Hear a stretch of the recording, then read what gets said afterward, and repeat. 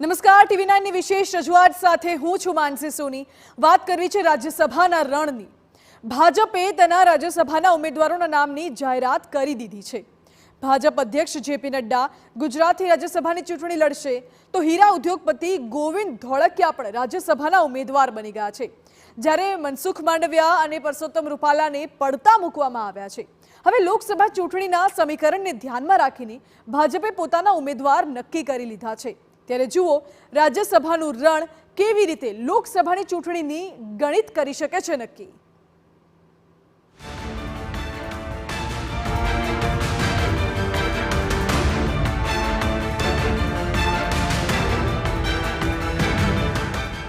રાજ્યસભાની ચૂંટણી, લોકસભાનું ગણિત। ઉમેદવારોની પસંદગીમાં શું છે સમીકરણ? રાજ્યસભામાંથી રૂપાલા માંડવિયા કેમ આઉટ? ગોવિંદ ધોળકિયાને રાજ્યસભાનો પ્રસાદ કેમ? અનેક દિવસોની અટકળોનું આખરે આવી ગયું છે અંત, અને ભાજપ પોતાના રાજ્યસભાના 4 ઉમેદવારોના નામની જાહેરાત કરી દીધી છે। JP નડ્ડા, ગોવિંદ ધોળકિયા, મયંક નાયક, જશવંતસિંહ પરમાર। ગુજરાતમાં ભાજપ હંમેશા નવા પ્રયોગ કરે છે, સરપ્રાઇઝ એલિમેન્ટ પણ આપે છે। આખરે અંતિમ યાદીમાં ગુજરાતના 4 ઉમેદવારના નામ જાહેર થયા છે, જેમાં સૌની નજર ભાજપના રાષ્ટ્રીય અધ્યક્ષ JP નડ્ડાના નામ ઉપર છે કે જે હવે ગુજરાતમાંથી રાજ્યસભાના સાંસદ બનવાના છે। 6 વર્ષની ટર્મ છે। તેની સાથે જ્યારે 2 પાટીદાર નેતાઓને ડ્રોપ કરાયા છે, ત્યારે સુરતમાંથી ગોવિંદ ધોળકિયાને પ્રાધાન્ય આપ્યું છે, જેમાં સુરતનો એટલે કે દક્ષિણ ગુજરાત, તેની સાથે સૌરાષ્ટ્ર અને ઉદ્યોગપતિ તેનું કોમ્બિનેશન થાય છે। તો આ રાજ્યસભાના ઉમેદવારોની વાત કરવામાં આવે તો OBC સમાજને પણ પ્રાધાન્ય મળ્યું હોય તેવું જોવા મળી રહ્યું છે। ઉત્તર ગુજરાતમાંથી OBC સમાજની વાત કરવામાં આવે તો મયંક નાયકને, જ્યારે મધ્ય ગુજરાતમાંથી વાત કરવામાં આવે તો જશવંતસિંહ પરમાર ને પ્રાધાન્ય મળ્યું છે। એટલે કે લોકસભાની ચૂંટણી પહેલા મહત્વપૂર્ણ રાજ્યસભાની ચૂંટણી કે જે કોઈ પણ પ્રકારના દાવેદાર જ્યારે વિપક્ષ ઉભા નથી કરવાની, ત્યારે 4 બેઠક માટેનું સામાજિક ગણિતની વાત કરવામાં આવે, રાજકીય ગણિતની વાત કરવામાં આવે કે રાષ્ટ્રીય પોલિટિક્સની વાત કરવામાં આવે, એક કોમ્બિનેશન છે તે જોવા મળી રહ્યું છે। ગુજરાતના રાજ્યસભાના ઉમેદવારોની પસંદગીમાં વડાપ્રધાન નરેન્દ્ર મોદીએ ફરી આપી છે સરપ્રાઇઝ। ભાજપ દ્વારા ગુજરાતના રાજ્યસભાના 4 ઉમેદવારોના નામની જાહેરાત કરવામાં આવી, જે અંતર્ગત ભાજપ અધ્યક્ષ JP નડ્ડાને ગુજરાતમાંથી ટિકિટ અપાઈ છે, તો સુરતના પાટીદાર અગ્રણી અને જાણીતા ઉદ્યોગપતિ ગોવિંદ ધોળકિયાને પણ રાજ્યસભાના ઉમેદવાર જાહેર કરાયા છે, જ્યારે બીજી તરફ બક્ષીપંચ મોરચાના પ્રમુખ અને ઉત્તર ગુજરાતના અગ્રણી મયંક નાયકને પણ રાજ્યસભાની લોટરી લાગી છે, જ્યારે કે ચોથા ઉમેદવાર તરીકે મધ્ય ગુજરાતમાંથી ભાજપના અગ્રણી અને જાણીતા તબીબ જશવંતસિંહ પરમારની પસંદગી કરવામાં આવી છે। ભાજપે જ્ઞાતિ જાતિના સમીકરણોને ધ્યાને રાખીને તમામ ઉમેદવારોની પસંદગી કરી છે। જાહેર થયેલા 4 ઉમેદવારો પૈકી એક ઉમેદવાર બ્રાહ્મણ છે, તો એક ઉમેદવાર પાટીદાર છે, જ્યારે કે અન્ય 2 ઉમેદવારો OBC સમાજમાંથી આવે છે।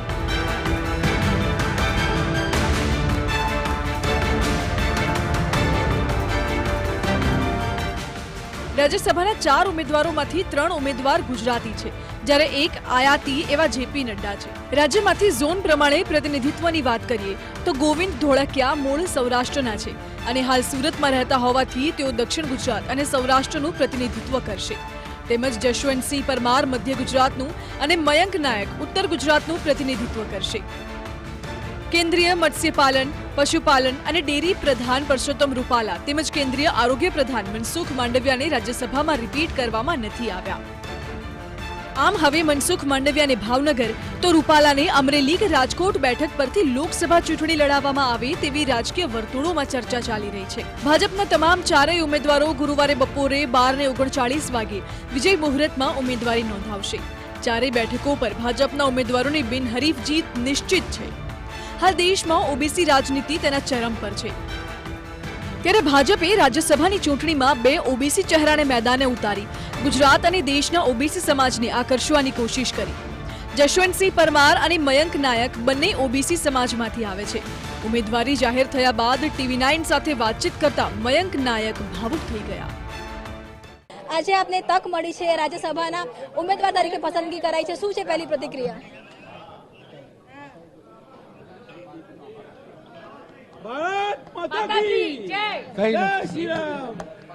સ્વાભાવિક છે, જો આ કાર્યકર્તા છે કે જ્યારે જેની જો વાત કરવામાં આવે ખુશી છે અને આ ખુશી છે તે જોવા મળી રહી છે. મયંકભાઈ, લાગી રહ્યું છે કે રેવોર્ડ પાર્ટીએ આપ્યું છે?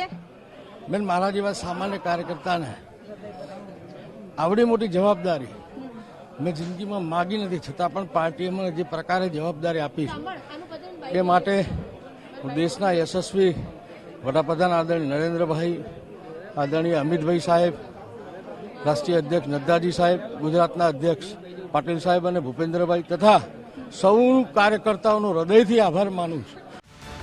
ડોક્ટર જશવંતસિંહ પરમારે TV9 સાથે ખાસ વાતચીત કરતા કહ્યું કે તેઓની પસંદગીથી ઓબીસી સમાજમાં ઉત્સાહનો માહોલ છે. આગામી લોકસભા ચૂંટણીમાં તેઓ ભાજપના ઉમેદવારને જંગી બહુમતીથી જીતાડવાની કોશિશ કરશે. આ જે પંચમહાલનો વિસ્તાર છે તેમાં બક્ષીપંચ જે આખો વિભાગ છે એનું ખૂબ મોટું બંચ આવેલું છે, ખૂબ મોટા પ્રમાણની અંદર બહોળો મતદાર ધરાવતો વિસ્તાર છે. તેવા સંજોગોમાં અવશ્યપણે એવું કહી શકાય કે બક્ષીપંચને જે ન્યાય તો ન કહી શકાય, પરંતુ એમને જે કદર કરવામાં આવી છે તેને લઈને લોકોમાં ખૂબ ઉત્સાહ હશે અને હર હંમેશા અમે પ્રયત્ન કરતા જ આવ્યા છે. તે જ પ્રમાણે આવનારા સમયની અંદર આપણા લોકસભામાં જેને પણ ટિકિટ આપવામાં આવે તેને અમે જંગી બહુમતીથી જીતાડવાનો હર હંમેશા પ્રયત્ન કરીશું.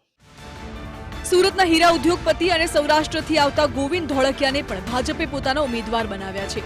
મૂળ સૌરાષ્ટ્રના પાટીદાર સમાજના આગેવાન છે તથા વર્ષોથી સુરત એટલે કે દક્ષિણ ગુજરાતમાં ઠરીઠામ થયેલા છે.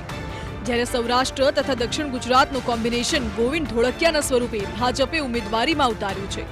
તેની સાથે જ કેન્દ્રીય પ્રધાન મનસુખ માંડવિયા તેમજ પુરુષોત્તમ રૂપાલાને જ્યારે રાજ્યસભામાંથી ડ્રોપ કરવામાં આવ્યા ત્યારે ગોવિંદ ધોળકિયાને રાજ્યસભાના સાંસદ બનાવી પાટીદાર સમીકરણ સાધવાનો પ્રયાસ કર્યો છે. આજે જે મારું નામ રાજ્યસભામાં જવા માટે ડિક્લેર થયું છે તો સામાન્ય રીતે કોઈ પણ એચિવમેન્ટ મળે એટલે ખુશી તો મળે, ખુશી તો છે, પણ ભગવાન જે સ્થિતિમાં રાખે સંતોષ માને એનું નામ ભક્તિ. એટલે જે કામ સોંપ્યું છે નરેન્દ્રભાઈએ, અમિતભાઈએ એને સારી રીતે ને એને જે આપણી ઉપર વિશ્વાસ મૂક્યો એ કેવી રીતે એને પૂર્ણ કરીએ એ, અને બીજું અહીંયા આપણા સુરતનું, આપણા સમાજનું, આપણા ગુજરાતનું કામ મેક્સિમમ કેવી રીતે કરી શકીએ. ધન્યવાદ.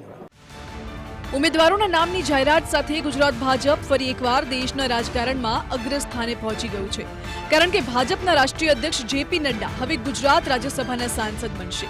જ્યાં ભાજપે ગુજરાતમાંથી દેશના રાષ્ટ્રીય અધ્યક્ષને રાજ્યસભાના સાંસદ તરીકે મોકલવાનો નિર્ણય કર્યો છે, ત્યાં બીજી તરફ પાયાના કાર્યકર્તાઓનું પણ ભાજપ ધ્યાન રાખે છે તેવો પણ એક સંદેશ આપવામાં આવ્યો છે.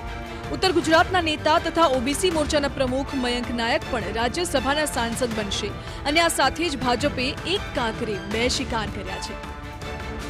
મયંક નાયકને રાજ્યસભાના ઉમેદવાર તરીકે પસંદ કરી એક તરફ ઓબીસી સમાજને મહત્વ આપવામાં આવ્યું છે તો બીજી તરફ ઉત્તર ગુજરાતનું પ્રતિનિધિત્વ પણ મજબૂત બનાવવામાં આવ્યું છે.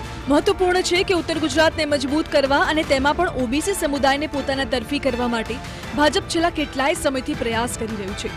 આમ લોકસભા ચૂંટણી પહેલા ભાજપે જાતિનું ગણિત અને ઝોનના સમીકરણનું બરાબર ધ્યાન રાખ્યું અને લોકસભાની ચૂંટણીમાં આ સમીકરણની કેટલી અસર પડશે તેના પર સૌની નજર રહેશે. પંચમહાલથી નિકુંજ પટેલ અને સુરતથી બળદેવ સુથાર સાથે કિંજલ મિશ્રા, TV9 ગાંધીનગર.